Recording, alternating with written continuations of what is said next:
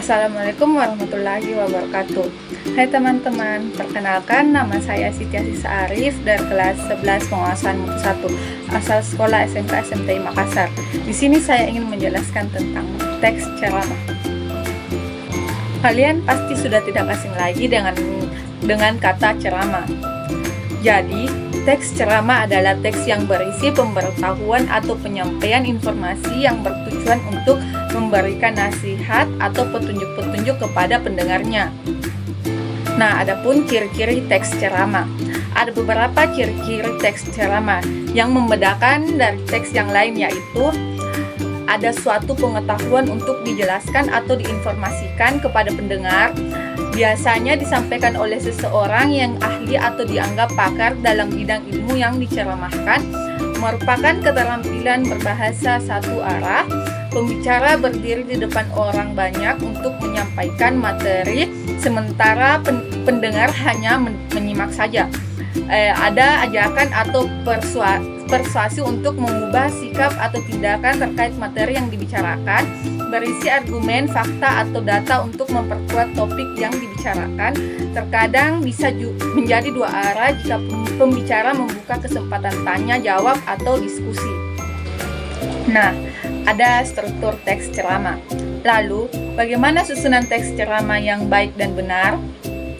Umumnya, struktur teks ceramah terdiri dari 1. Salam pembuka yang digunakan untuk menyapa khalayak. Penceramah yang baik harus dapat menarik perhatian pendengarnya.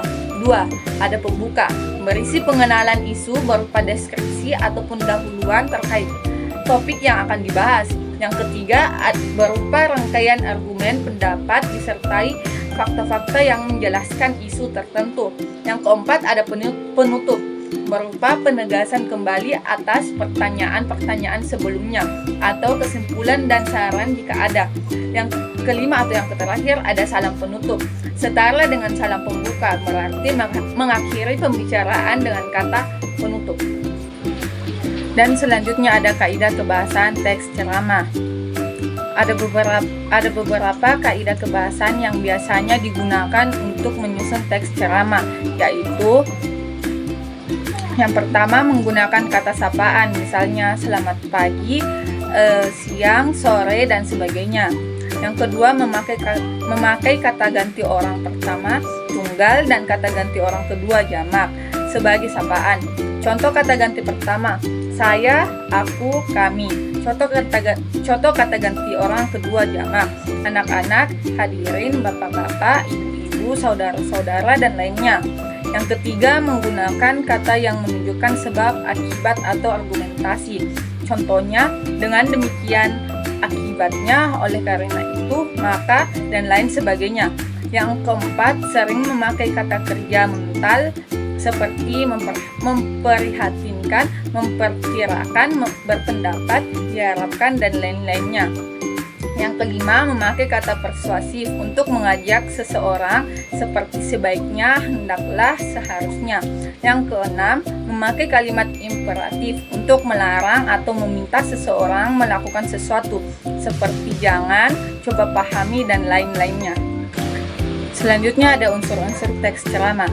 Unsur-unsur teks ceramah ada 5. Yang pertama, penceramah. Unsur pertama dari teks ceramah adalah penceramah. Penceramah dapat dikatakan sebagai seseorang yang melakukan kegiatan ceramah.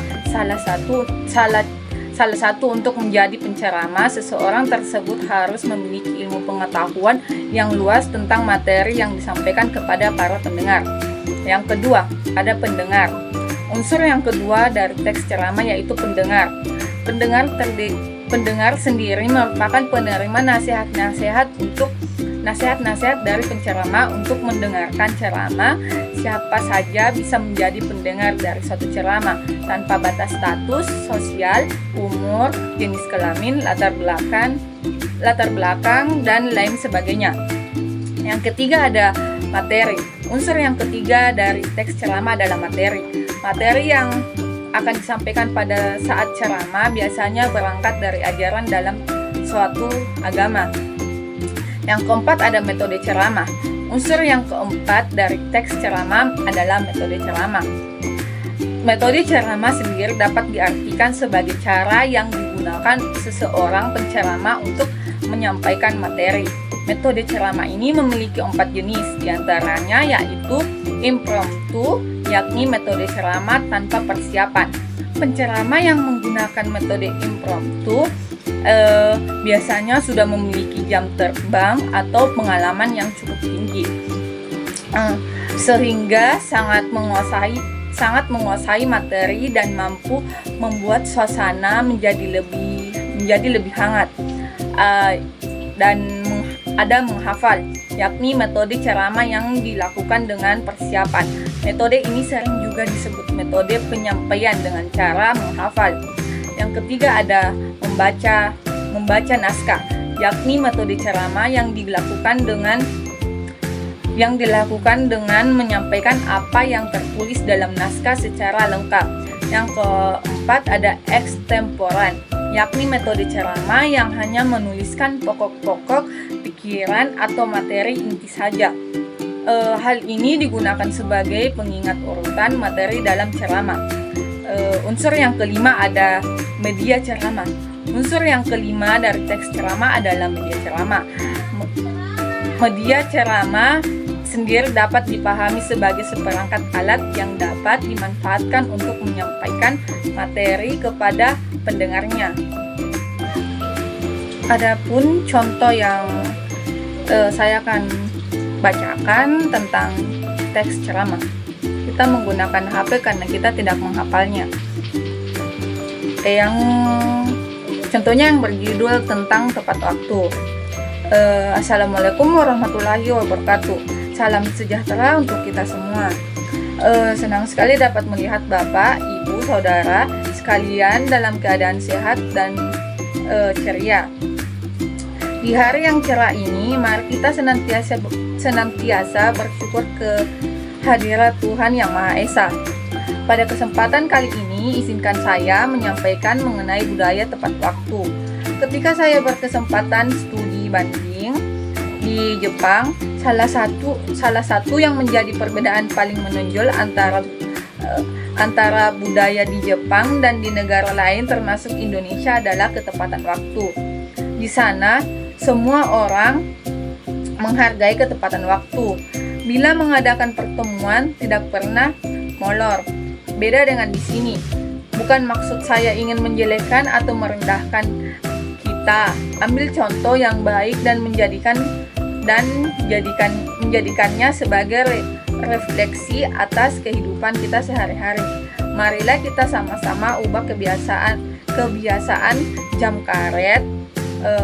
Saya yakin Bapak, Ibu, Saudara sekalian bisa melakukannya. Demikian yang dapat saya sampaikan. Mohon maaf bila ada salah kata atau tindakan saya yang kurang berkenan. Semoga kita semua senantiasa diberi kesehatan. Wassalamualaikum warahmatullahi wabarakatuh dan salam sejahtera. Nah, itulah tadi salah satu contoh dari teks ceramah. Baiklah teman-teman, itulah tadi penjelasan singkat saya tentang teks ceramah.